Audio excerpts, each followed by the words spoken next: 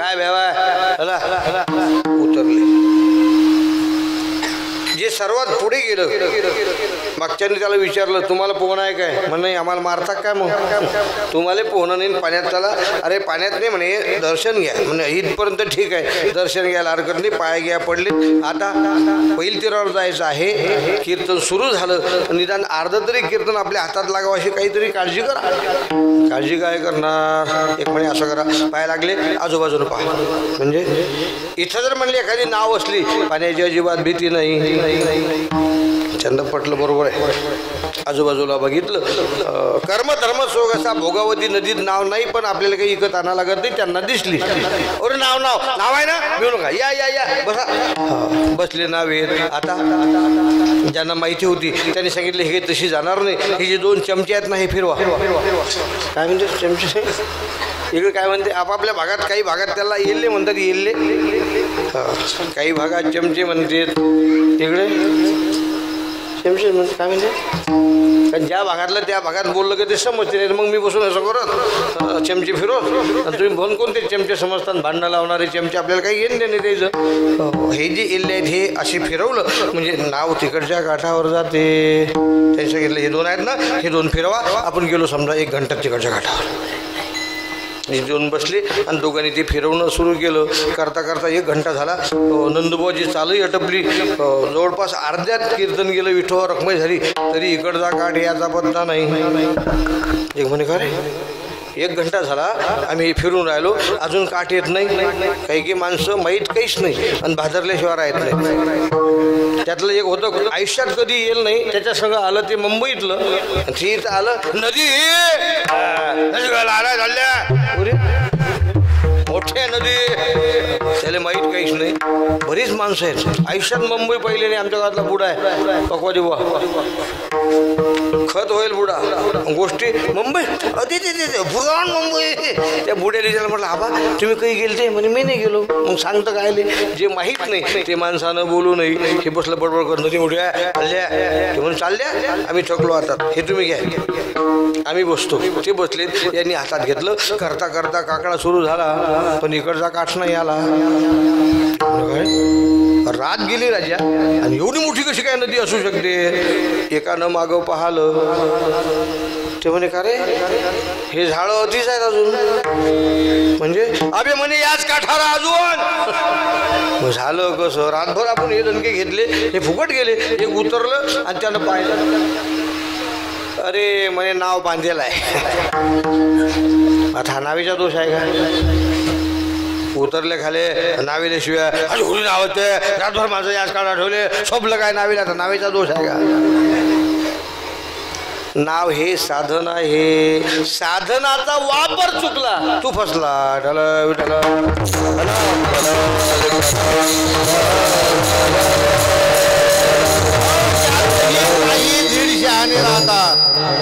एक म्हणला याचं ऐकू नका तुम्ही फसलेत.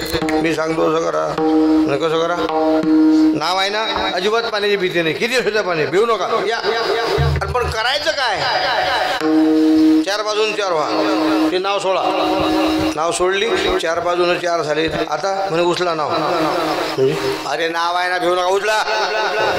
उचलली. आता घ्या डोक्यावर घेतली. आता हंसाला पाण्यात मेले की राहिले. ज्ञानोबा राहतात तर मी बोलत नाही. आपण या बुडता महापुरी जे वेगी काढी पहिलं तरी ते नावाची बांधल्या श्री डुबवी जैशी. जे नाव तुम्हाला तरुण येणार आहे तेच नाव जर डोक्यावर घेऊन पाण्यात शिरला ती डुबवणार आहे. हा साधनाचा दोष नाही. साधन योग्य आहे वापर जोगला तसा कर्म मार्ग चांगलाच आहे देवापर्यंत नेणारच आहे. पण त्यातली जर सूक्ष्मता आपल्याला कळली नाही देव दूर होण्याची शक्यता आहे. मग कशाला विचार करता महाराज? सोपं एखादं सांगा ना. त्याहीपेक्षा सोपा मार्ग आहे ज्ञान मार्ग. ज्ञानाने परमात्म्याची प्राप्ती होते.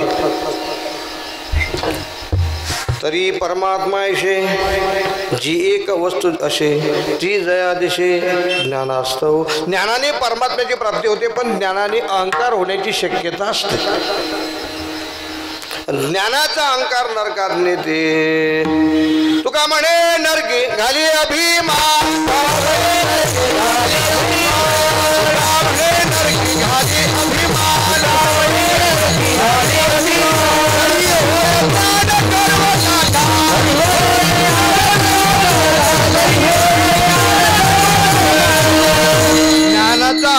माणसाला नरकात नेतो. ज्ञान चांगलं आहे, देवापर्यंत नेणार आहे, पण अहंकार होण्याची शक्यता आहे. आणि अहंकारच असं आहे, नवलंकाराची गोठी विशेष न लगे अज्ञाना पाठी. सज्ञानाचे झोंबे कंठी नाना संकटी नाचवी. अहंकार अज्ञानाच्या मागं लागत नाही. जे सज्ञाने आहेत त्यांच्या पहिले कंठ धरते. अगदी तुमच्यातलं उदाहरण सांगतो, लेकरायला समजेन असं. आपल्या घरात मांजर वागवतात, कायसाठी रे? गमत नाही म्हणून, कुत्रे घरात आले पाहिजे म्हणून, उंदीर मारायसाठी. बरोबर राहील. मांजर वागवली, काय झालं, एक उंदीर बाहेर आला बिळातून. ते तिचं खाद्य आहे, ती खाणार काही प्रश्नच नाही. पण ते उंदीर बेट लंगडं होतं, लंगडं तुन कर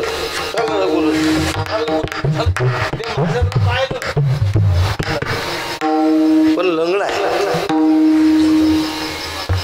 ते जरासं कसं पुढे येत नाही, त्याच्या मागून एक पिलू आलं, झरकन झरकन वापस. मांजर म्हणे याचा पहिले नंबरला लागते का? कारण हे गिऱ्हाईक आपलंच आहे, हे अज्ञानी आहे. ते अहंकाराचे गिऱ्हाईकच आहेत, ते कुठं जाणार? ते कुठं जाणार नाही. पण जे सज्ञानी आहेत, जे आपल्या हातात लागत नाही, त्या मांजरनं पहिले रट्टा त्या पिलाला दिला. तसं जे अहंकार आहे, हा जे ज्ञानी आहेत त्यांच्या गळ्याला सोमतो, असं ज्ञानोबारायांचं मत आहे, माझं नाही. मग कशाला विचार करतो, चला पुढे. योग मार्ग आहे, योगानेही देवाची प्राप्ती होते, पण योग सोपा नाही. क्लेशोधिक रसे श्याम अव्यक्ता सक्तते साम अव्यक्ता ऐकते दुःखम देहवत वीर वाप्यते. एवढं काठीण्य सांगितलं 12व्या ज्ञानेश्वरीच्या योगाचं, तेवढं काठीण्य सांगितलं तर हे लेकरं थांबत नाहीत. सांगतो पण तुमच्या भाषेत.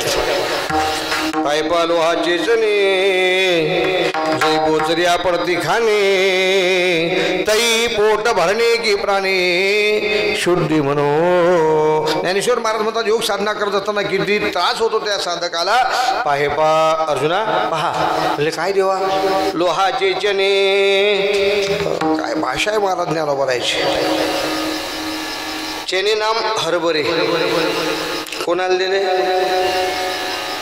जै बोचर्या पडती खाणे, ज्ञानेश्वरीतली भाषा आहे. बोचरा माणूस, बोचरा म्हणजे ज्याच्या मुखात दाताचा पत्ता नाही त्याला म्हणतात बोचरा. आणि त्या बोचऱ्याला दिले हरभरे खायला. आणि ती हरभरे कोणते? पाहे पा लोहाचे चने, लोखंडाचे हरभरे. लोखंडाचे हरभरे का लिहिलं ज्ञानोबारांनी?